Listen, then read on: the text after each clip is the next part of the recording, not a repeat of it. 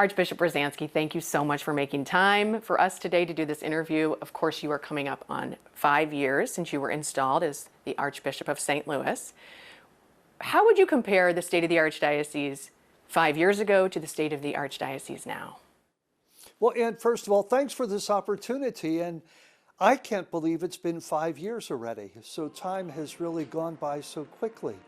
So I know that after I was named to be Archbishop of St. Louis, I had known of the vibrancy of the church here, certainly in the name, the Rome of the West, that was given to St. Louis.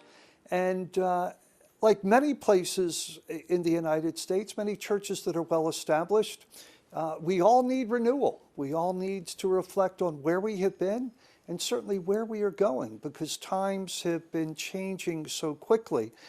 It was Pope Francis who said, we're not in an age of change, but we're in a change of age, with the way that the faith is practiced, with the way that we need to preach the faith, to get the word out there about salvation and how we live our faith.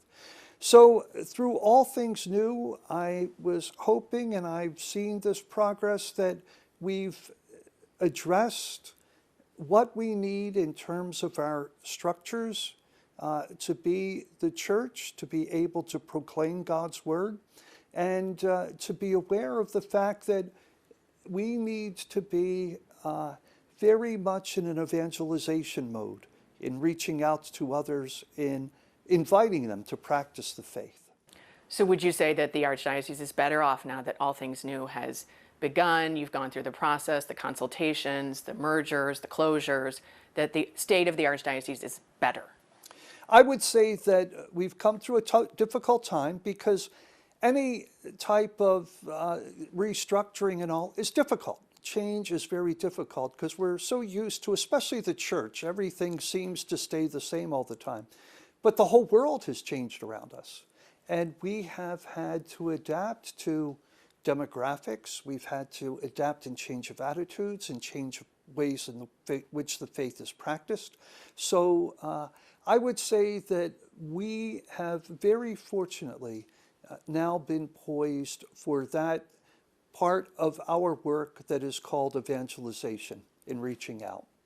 And I have some questions about All Things New, but we'll get to that. I still want to focus on this exciting 5-year anniversary. When you look back at the last 5 years, if you could change one thing, would you change something, and what would it be? You know, looking back at the 5 years, I realized that I came in, I listened to our priests, to our religious, to our people, knew that things had to be done, things had to change. So I really wouldn't have changed anything in these past 5 years. I knew it had to be done. Let's get with the work of the Lord, and let's do what we need to do to get the gospel out. It always is a good thing to say no regrets. Correct. What has been your greatest joy leading these last 5 years? In being in St. Louis, when I arrived here, I realized how much St. Louis is like my own hometown of Baltimore. So I felt very comfortable in moving to St. Louis, in getting out amongst the parishes, amongst the people. And I would say that when I first arrived here, in my first interview, and I was asked, who are you? Who am I? And I said, I'm a parish priest. So my greatest joy has been getting out to the parishes, to meeting our people, and to be able to pray with them, to socialize with them, and to be church together with them. Do you have a greatest sorrow in comparison? I miss the seafood. Well, that's not that sorrowful. That's pretty good. That's good. So no moment, though, that really broke your heart or was especially difficult? I don't think so, no. Being a leader today in any politically or religiously is always a difficult job. It's going to be a difficult job. So I just expect it. You know, I expect the criticism and expect that, as I say, nobody wants the job, but everybody else knows how to do it better. Yes. And now we'll get to that difficult All Things New that you talked about. Will there be any more merging of parishes or closures of schools? Well, you know, we are a church that is organic. the reason that we've been able to proclaim the gospel for 2,000 years is that we have adapted to the age, to the time. So when I look at our schools, some of our schools are below capacity. And how do we bring the best education we can to our students of Catholic schools with the structures that we have? So maybe there will be in the future some mergers of schools, but only looking at trying to get to the optimum student to teacher ratio, but also in being able to, with the best economy that we can in running our schools. As you well know, running a school is a very expensive proposition for a parish or for a diocese. So we have to look at how do we best teach, evangelize in our schools, educate our children, and how do we do it in a way that really is feasible for the economic means of the Archdiocese. You said merger of schools. Did you mean merger of schools or merger of parishes? Well, I thought that as we went through All Things New, we really tried to plan ahead for the next 30 years. But we did not address the schools in All Things New. So we're continuing to address the schools. In the future, who knows with the parishes? Demographics have shifted so greatly. We have to respond to that. But I think now we need to concentrate on our Catholic schools. I think a lot of the parents in these schools think that the school part is kind of finished. There were closures and that everybody's safe now. But it sounds like, from what you're saying, you haven't even really begun to get to the schools. Am I characterizing that correctly? When we started All Things New, and we were looking at parishes and schools, we got the feedback from our people that let's work on the parishes first. After we settle with the parishes, then let's look at the schools. So we're in that phase of looking at the schools, of how we can bring the best Catholic education to the children who come to our schools in the ways that really are helpful to them. So if we're in classrooms that don't have a high student population, it really doesn't challenge those students as much as if they are in a classroom with more students, fellow students. Are there specific, I know in February of 24, you had the leaders of these schools submit kind of a long-term plan, financial plan, and then from what my research tells me, everything kind of stalled at that. So is there a next step that's planned specifically that you can talk about for the schools? It is working with the parishes and with the schools and looking at their viability, not only financially, but in the number of students that they have, and how the schools continue to be a ministry of the parishes. But it might even be looking at regionally. How do we look at, say, a number of parishes with a number of schools? Regionally, how do we serve the people there? And I think when we do that, and we have the schools at the best options that we can, the best viability that we can for our students, that's when we're clearly being on target with our mission. So it sounds like it's an organic process. There's no timeline. You'll just evaluate as you go forward. That's correct. Okay. Specifically, I want to talk about two things with schools. Teacher salaries. Mm-hmm. When you look at the average amount of money a teacher at an archdiocesan school makes, it's about $30,000 to $35,000, even with a master's degree. The average teacher salary in Missouri is about $20,000 more, and Missouri is the 49th when it comes to teacher salaries. It's pretty low. Is there a path to increasing those salaries and making schools more competitive? And that is what we're doing in having a plan for the schools and looking at our schools. We know that teachers sacrifice a lot to teach in our Catholic schools. I'm deeply appreciative of their sacrifice. Parents and grandparents are sacrificing a lot in paying tuition. So it's getting that balance. How do we pay our teachers fairly? How do we keep our tuition levels that are reasonable for people to send their children to Catholic schools? So that's what's all working in the mix in trying to get that together. Also, in the last few years, we've had more options open up for middle schools at private Catholic schools. And it's, for lack of a better word, cannibalizing some of these archdiocesan 7th and 8th grades. There are some schools with 0 students in the 7th grade, 5 students in the 7th grade. Going forward, would you consider getting rid of 7th and 8th grades at some of the parish schools because of this, the other Catholic options? Well, as I said, we're looking at this organically and how it's developing. And certainly parents make the choices that they want for their children. And when there's opportunities available that they feel that are best opportunities for their children, that's what they're choosing. So I think we have to respond to that and to that trend. So you got to look at it. And that's taking in the total picture of how do we best serve our students and their families in our Catholic schools. Going back to the parish mergers with All Things New, 17 different parishes appealed to the Vatican. The majority, 14, were upheld, but those 3 that were reversed, do those reversals indicate any kind of flaw in the system or lack of consultation, you think?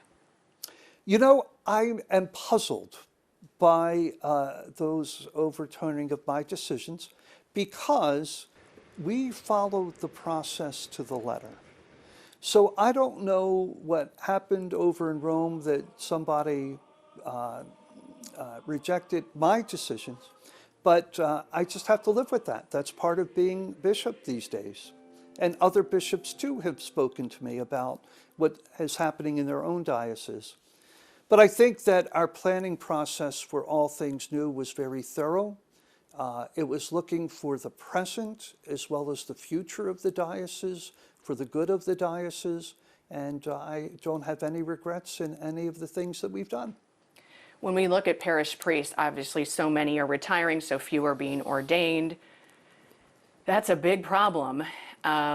Is there a solution besides let's get more men interested in the priesthood? Is there a different role for lay people? Is there expanding who can give the sacraments to beyond priests? What do we do about that?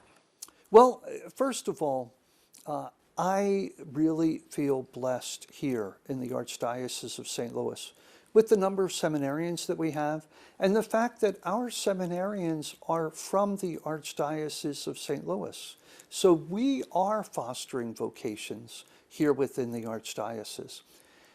Evangelization, vibrant parishes, people who are involved in their faith, lay people especially involved in their faith, really help to foster those vocations. And we're having in our parishes vocations committees where people are being aware to say to a young man, maybe consider the priesthood, or to a young woman, consider religious life. So I think that culture of fostering vocations is present, is there. We certainly do have priests who are very close to retirement age, but thanks be to God, we have young men who are responding to the Lord's call and are in our seminaries and will be ordained, please God, in the future. So you think for this archdiocese, we're unique in that they will backfill and fill the gap? I don't think we will have the numbers of priests that we had before. 50 years ago, 60 years ago, there were 700 archdiocesan priests in the Archdiocese of St. Louis. Somebody quoted to me there were 70 priests at one time who taught in our high schools. So those numbers I do not think we will have again. But I'm really very, very pleased at the response of our young men, the quality that we're seeing in them, and the ability of them to come to the seminary, to be formed in the image of Christ, and to be ready for the priesthood. I want to talk about immigration a little bit. You signed an interfaith letter with 20 other bishops that you sent to U.S. senators about the big, beautiful bill, saying, please do not sign this. One of the two reasons was the $170 billion earmarked for ICE and Customs and Border Protection to continue the immigration crackdown. You called the bill a moral failure. Is President Trump's entire immigration policy a moral failure, or are just parts of it a moral failure? And I want to go back to really the basis of all this, and that is our immigration system has been broken for a long time. And because it has been broken, and people are so frustrated in trying to deal with the system, it really does give rise to people coming into our country illegally. But because we're not addressing the crux of the problem, we're having many other problems. And this gives rise to this crackdown on immigration that we're seeing. It is a moral failure that we would be treating people really in such a way that they're just taken off the streets, put into incarceration, and in some cases that we've heard mistakenly doing so. It's not good for our country. It's not for the common good of who we are. And if we look on the history of the United States, I'm here because of my great-grandparents who immigrated here, who wanted to come and build a better life. There are so many people who find in our country the possibility of a better life. We need to fix the immigration system, not put Band-Aids on it. We need to get to the heart of the problem. So what is the crux of the problem? You said the immigration system is broken. Specifically, what do you mean? Well, it's so complicated. It takes so long for people to go through all of the processes. The refugees that are coming to this country from places where their lives are threatened, either by gangs or because of political beliefs or religious beliefs. We have so many people who are coming here as refugees, and to turn that away really goes against the heart of the gospel and who we are, not only as Christians or religious people, but as Americans. Okay, so it's the process. It's the process to become a legal citizen in the United States. It's too long and complex. It is, yes. And how are Catholics supposed to reconcile the social teaching, as you just said, that people have a right to move, to be safe, to protect their families? But the Catholic Church also understands and values the importance of a nation defending its borders and its country, especially from people that have committed serious crimes. How do those get reconciled with the immigration policy and this crackdown? First of all, in the gospel, Jesus teaches us in many ways that we are all brothers and sisters in him. And that's the basis of who we are as those who welcome others to our nation, okay? Through a process that is feasible, through a process that is manageable, and that protects our borders.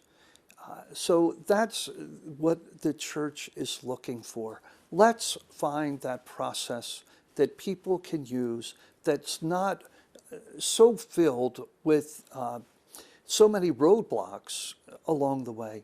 But let's find a process that is humane. Let's find a process that's reasonable and that can welcome immigrants to our country who feel at home here and who can contribute to the fabric of our nation. So the people that are here illegally now, should the process change for them to apply for citizenship? Because or are you just talking about the initial border control and then once you're here, the process, or the process to come here? I think we have to take a look at the whole picture. How many people are here in this country, which we term illegally, but who are contributing each and every day to the economy of our nation, who are not only seeking a better life for themselves, but contributing as people here in the United States.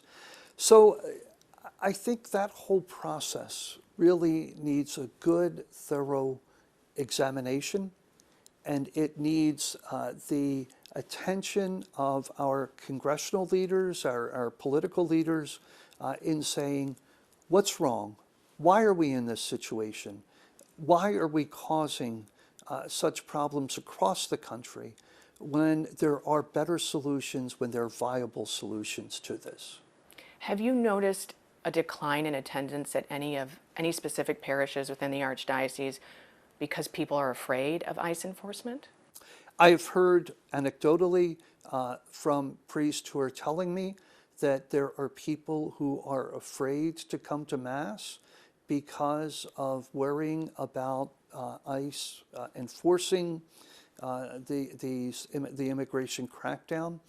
We're afraid to go out, really, because of the crackdown, and of families who have been affected adversely because of a mother or father being taken away because they've been detained by ICE. For Catholics in St. Louis who are deeply loyal to President Trump and his policies, including his immigration policy, what do you say to them when that clashes with your messaging today? Well, you know, the gospel is not one of convenience. Jesus said that he came to bring division, meaning that he came to challenge the thoughts of each one of us. And the gospel is challenging. The gospel's meant to be challenging. So I would say that we need to take a look at the gospel, at what Jesus tells us, and bring our perspective as Catholics to our political process. And particularly in this subject of immigration, we really need to bring the gospel message in light of all of this upset, upheaval, and all that's going on. Catholic Charities supports quite a few nonprofits that support people who are undocumented in the United States. Will there be any kind of reallocation to give more money to support these people? Has that been thought about? I think that Catholic Charities really does look at the needs of what people really truly need as the basics for their lives. So if there is different allocations that would need to take place, Catholic Charities would do that. But we're here to be able to give dignity to everyone. Is there any other thoughts you have on immigration you'd like to talk about? I really would urge our Catholics, I would urge all citizens of our country to really put pressure on our political leaders to examine this immigration process, to fix what is broken, and to make sure that we do not get ourselves into the mess that we are in today. I'll ask you quickly about Pope Leo, since we have a little bit of time.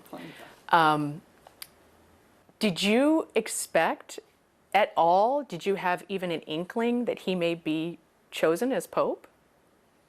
No. In a word, no.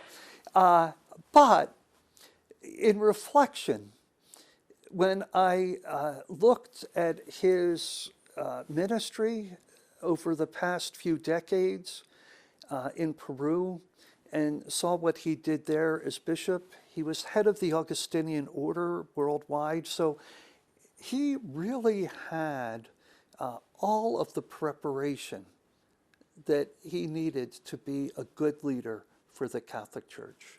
And then 2 years ago, Pope Francis appointed him to the head of the Congregation for Bishops. So between or among those experiences of being the worldwide head of the Augustinian order, being a missionary in Peru, being a bishop in Peru, having these 2 years experience back in Rome as the head of the Congregation for Bishops, I thought, wow, what a wonderful choice. What a wonderful choice. Did you think you'd see an American Pope in your lifetime? Never. I never did. And he has tapped you. Tell people about that. Well, I was very pleasantly surprised to be appointed to the dicastery for interfaith dialogue. I've been involved in that in much of my time, or almost all of my time, as a priest or as a bishop. So I was very humbled to receive that appointment by Pope Leo, and praying that I can contribute to that interfaith dialogue. I think it's so important in our world today, especially when we're so divided, to show that there are divisions among us, but we can work through those divisions. And that's what interfaith dialogue does. And so people know that's just more work, so to speak. You will still stay Archbishop of St. Louis. That's just an additional role for you. Yes. What else would you like to talk about? The floor is yours. What have I not brought up that you'd like to discuss? Well, I'd like to say there's a few things that have developed over the past 5 years that I think have really benefited the Church of St. Louis. So last year, the Augustine Institute was able to move to North County, St. Louis, and they have brought such a wonderful source of evangelization, of information on the Catholic faith, and on being able to spread the faith. So we've been really blessed by their presence here in St. Louis. Another achievement of the Archdiocese that I feel has been very important is that the St. Louis Catholic Academy was able to relocate to a wonderful building in North St. Louis that really is very conducive to education. It's what the children deserve. It's a modern building. It was updated. And I remember the reaction of one of the students who walked into the building and said, "Wow, this is an upgrade." So it's all part of providing the Catholic message here in the Archdiocese of St. Louis. And as teacher and shepherd, that's what I'm called to be, wherever I am. And I thank God for the privilege of being the Archbishop of St. Louis for these past 5 years. I look forward to the years ahead and ask God's blessing upon all the people of our Archdiocese as we really seek to bring the message of our faith. Your Excellency, thank you for the time. I Thank appreciate you, Ann, it. very much. Thank you. It's been wonderful. Yes, thank you. Great.